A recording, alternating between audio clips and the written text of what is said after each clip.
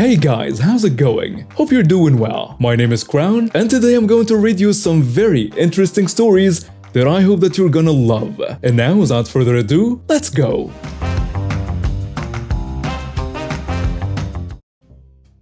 So, a bit of backstory, and this will be long, so get the popcorn.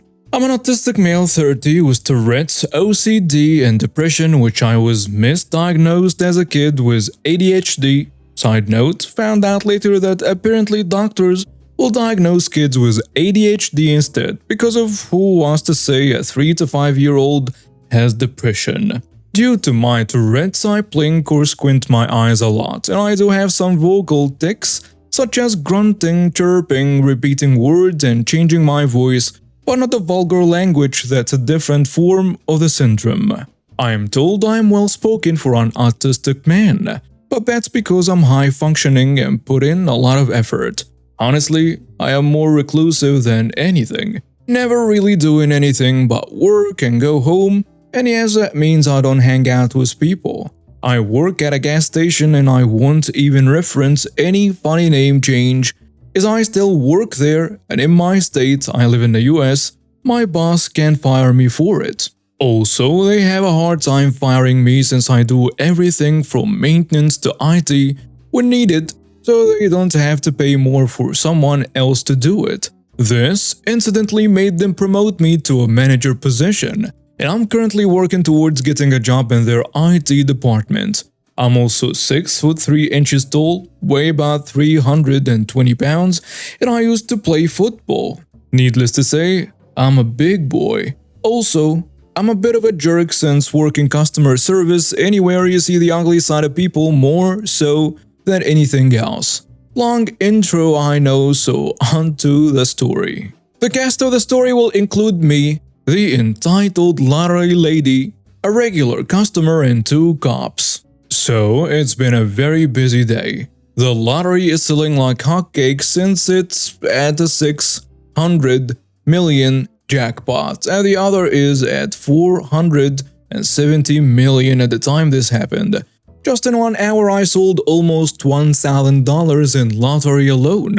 Now we label our lottery as online or scratch off, so it's the online that's selling like crazy. It's about 4 p.m. and I have a line of around 5 to 7 customers, mostly regulars going to work. When in walks the entitled lady. Now, I don't know if it's because it's January or if it was because she was such an entitled woman, but I felt the blast of cold air and had to put my jacket on. She walks between people, never once saying excuse me or even saying hello when I greeted her. She walks right up to the scratch-off tickets to look. Now, we do not have an electric dispenser at my store as we don't sell enough lottery. This day was only busy as my store allows lottery on a credit or debit card. I check out a few customers, and once I reach the last 2 in line, 5 more walk in. As I start ringing up the next customer, the lady loudly asks, "Are you going to help me or ignore me?" Now, like I said, I'm a bit of a jerk and don't care much for her tone. I tell her, if you want lottery, you have to get in line like everyone else, as my register is not where you are. You don't talk to customers that way. Well, a customer gets in line. I was here before these people came in. Actually, you weren't. As I said before, you have to be in line. Realizing I won't budge, she exclaims before getting in line, "Don't you dare sell 13, 14, or 17. Those are my tickets." I apologize to the regular customer in front of me and he laughs. "Oh no, it's fine," he says. He looks at me and asks for an online ticket, then an evil smirk crosses his face. He asks, "Can you also get me a 13, 14, and 17 scratch off?" The entitled lady is on her phone, and she doesn't pay attention, probably on Facebook ranting about my audacity. I must also mention numbers and marks on scratchers mean nothing. Odds are nationwide, not just at my store either. The regular customer leaves, and after about 7 or 10 minutes, I finally reach the entitled lady. She asks for her scratchers. I obliged and rang them up when the regular came in with an even bigger grin than before. Then the entitled lady says, "You sold me the wrong tickets." I explained I sold her the next ones on the books. "No, you didn't. I always look to see what numbers they are on, and if they have a white mark. And these were not the next in the book." The lady then asks, "You sold my tickets, didn't you?" "It's first come first serve. No reservations are made," I say to her. So she utters a famous, "Where is your manager?" I open my jacket to reveal my name tag. I am the manager. "Fine. Give me your corporate office number." I do so, and as she leaves my counter to rant to whatever unlucky soul, the regular customer comes up still grinning, almost laughing. He loudly says, "Yeah, that number 14 ticket I bought was a $200 winner, and I'm cashing in and calling into work." The lady hears this, and she screams, "That's my $200. The guy said, "No, I bought the ticket, so it's my $200. "Here." She hands him a $5 bill, the amount of the ticket. The guy takes it and tells her, "Thanks." He pockets the money and cashes the ticket. The lady looks smug. When I hand him the money and he pockets it and starts to leave, the lady screeches like a banshee demanding her $200. The guy tells her, "As I said, I bought the ticket, so it's my $200. "But I gave you money for the ticket." "Oh, did you? All you said was, 'Here,' and gave me a $5. That's basically a gift if you don't tell me what it's for. And who would trade $5 for 200? "I am calling the cops." I ask her, "Why? You're in the wrong here. Obviously, you are a tweaker, and he's probably one too." "How the hell do you think that? I'm done at this point." The lady says, "It's obvious that you do. Why else would you plink so much?" "Well, I have Tourette syndrome." "That's a lie. It's not a real thing. It's an excuse to cuss people. So you must also be one of the stupid people then, right?" She didn't say stupid. The entitled lady grabs the regular customer's shirt and he swats her hand away. By now there are more people in the store and she starts to cry, then scream that he assaulted her. I look her dead in the face and say, "Leave. You assaulted him, man. You are trespassing now." She starts to scream louder, so I just call the cops. Cops arrive in about 10 minutes after I called and takes the lady outside. The other cop arrives just a few seconds after and comes inside. Cop asks, "What happened?" Me and the regular customer along with some others who saw most of it explained. The other cop comes in and asks me, "Did the regular customer assault her?" I answer, "Nope." She lunged at him and grabbed him and he swatted her hand away. Others agree with our side of the story, and they also watch our CCTV. Then I tried to lighten the mood with a joke. She even thought I was a tweaker because I have Tourette's. The cop asks me, "Did you tell her that's what you have?" Well, yes. After the cops watch the camera footage, they say they are also charging her with a hate crime for her speech. Cop says, "She said you stole $5 though." But after seeing the footage, it looked like a gift. Once all was said and done, the entitled lady went to jail for a few charges, and the regular bought another $5 scratcher with the bill she gave him. And he gave it to me to scratch, and of course, won nothing. Story of my life. Hit it. So I went into work today and she did call them in office, but they wrote her off as a crazy person. Now one of my other regulars is a cop and he watches out for us. He said she ended up getting a drug charge too, as she was under the influence. Wow, shocker. And that she will probably be locked up for a decent amount. Nothing will be known for sure until she goes before a judge though. Honestly, after the initial rush from the situation, I'm at the point I don't really care about it anymore. I do hope she gets help. Beyond that, she's an adult and able to make her own decisions, whether good or bad. As long as it doesn't bug me, I'm good. A few things. First, I'm a security officer with a private investigator certification, which allows me to take PI private investigator cases as long as it doesn't interfere with local police investigations. And any crimes that I witnessed must be reported to the police as soon as possible so they can make an arrest. PI cases come from a few sources. We are sometimes contracted by local police to do what's referred to as spotter work, where we are brought on active wide area investigations to do recon work and look, but not interact with anything that might be involved with the case. Basically, we are just an extra pair of eyes, or the local police will mix us in a surveillance operation, and we would follow low-profile individuals and report their day-to-day activities. These are completely confidential. Then there are client contracts. This is where corporate clients contract our company's personal investigations unit to investigate their employees' day-to-day activities while on the job to see if there is some hint that an employee is committing a crime, and to report if there is reasonable proof that any employee is breaking the law on company time. The job is to gather evidence to prove guilt or innocence. These aren't confidential, but we usually sign a non-disclosure agreement.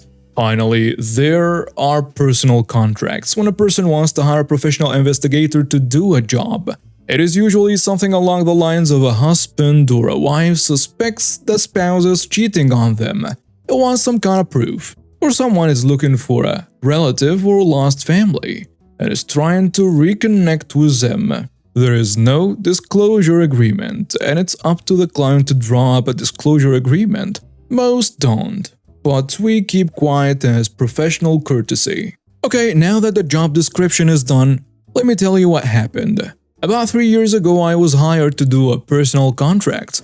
The client, a rich sleazy snob, was apparently stupidly rich. He hired my unit. When I saw my unit, I mean the unit I work with, a 5-man team, and he believed his wife was cheating on him with other people, and he wanted proof of this so he could start his divorce process with solid evidence. He contracted us in a 6-month contract and was to pay the company X dollars upon completion. So we set up surveillance cameras all over his large house and in a woman's car with the client's permission.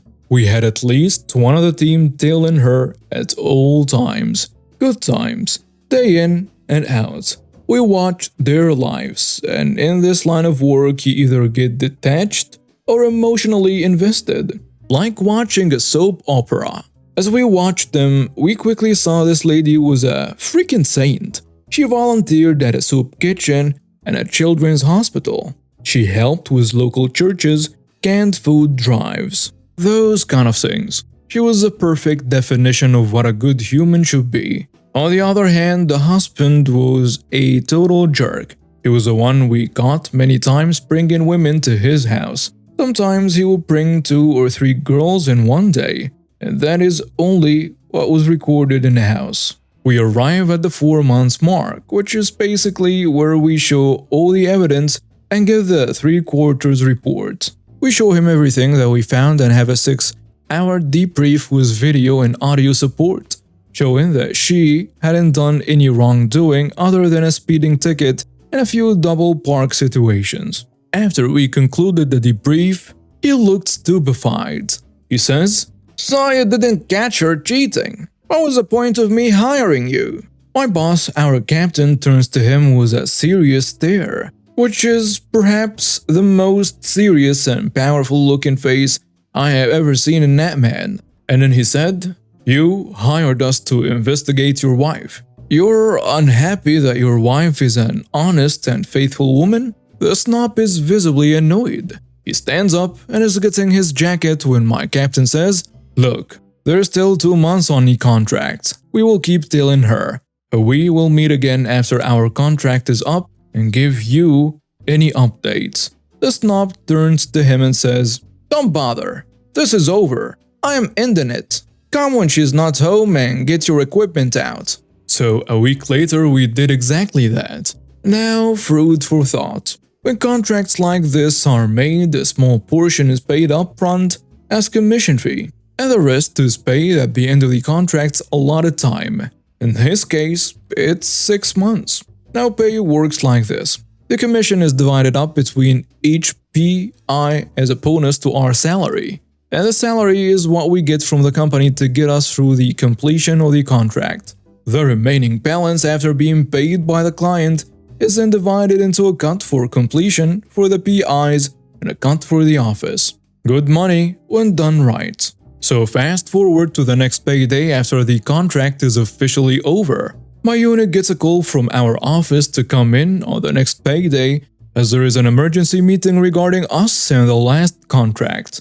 We get there and find out Snap pulled the funding and refused to pay us for the work. So we're getting paid, just not with the completion bonus. We all left super pissed. We went to lunch and brainstormed how to get even with this jerk. Then we remembered all the house footage of his dirty deeds. At first we wanted to blackmail him, but that's low and we're better than that. I remembered the wife, so I reached out to her. I set a date to sit down and explain everything to her. I showed her the videos and she cried for a good half hour. I think I broke her whole world. It was gut-wrenching. I then advised her to get a lawyer and proceeded to give her all the collected evidence in my business card. The aftermath. Fast forward about 6 months. I am called into court as my company is suing him from fraud, breach of contract, and unpaid dues. My company wins the case easily as his lawyer's argument was that we failed to deliver the result he wanted. But we weren't hired to deliver a product. We were hired to observe and report. We got paid in the end. I was contacted by the wife who thanked me for all the evidence. She got a divorce. Because of all the evidence I gave her, she got almost everything: his huge house, both cars, and the huge cash sum. Moral of the story: don't try to screw over people who specialize in gathering evidence and reconnaissance. Edit. Update as of June 17, 2019. A lot of private messages and a few posts asked about the wife. I promised I'd look into it, and I did. I got in touch with her, and we agreed to meet with her yesterday. She was delighted to hear from me. We met up at a local coffee shop, and I got to meet her new husband. And she has had 2 kids. Both girls are cuties and so well behaved. And now she's pregnant with the 3rd. Confirmed it's a boy. She has been remarried for almost 2 years now. After a few coffees and idle chat, she told me about her own petty revenge story. Now keep in mind this is what she told me, so take it with a grain of salt. She told me of how the family of the super snob demanded that they get the house back, as it's their family ancestral home, and offered to buy the house from her almost immediately after her divorce hearing. She had a realtor come and evaluate the house. The family wanted to give her $250, but the realtor concluded that the house value was near $1.5 million. The family kept demanding she sell over the following months. She told the family about the realtor and his appraisal documents of the house being $5 million. So she would be putting on the markets up for sale for that price, but would sell to them first because they were like family for a discount of $3.5 million. They bought the house with cash next day in hand. End the pleasant evening with them. She then reached in her purse and got her wallet. I think she's going to give me money or something, and I raise my hand to stop her. She smiles and pulls out my old business card, and she says I tried to call you and your company a year ago to thank you, but the number on the card was disconnected. I wanted to know if you could update your contact information for me. I ask her why, and she continues to smile. Because you're the kind of person I like. You're looking out for me when I needed it, and I want to keep you in my back pocket just in case. I updated my contact information for her and was invited with my family to their home for dinner on Friday. The icing on the cake is this morning. Amazingly, I got a call from my boss. Very excited, told me that we, specifically you, have a new client who has offered you a 5-year employment contract. Apparently, the wife's new husband is a magistrate and has got his boss to approve a contract for the company, with a provision that I oversee as a new captain, which means The unit I will be running will be taking our jobs assignments directly from the court. So, thanks to everyone who asked me to check up on her, I went to meet for coffee and a chat and gain a high profile and paying client. And now we have reached the end of today's stories. Thank you for watching and see you next time.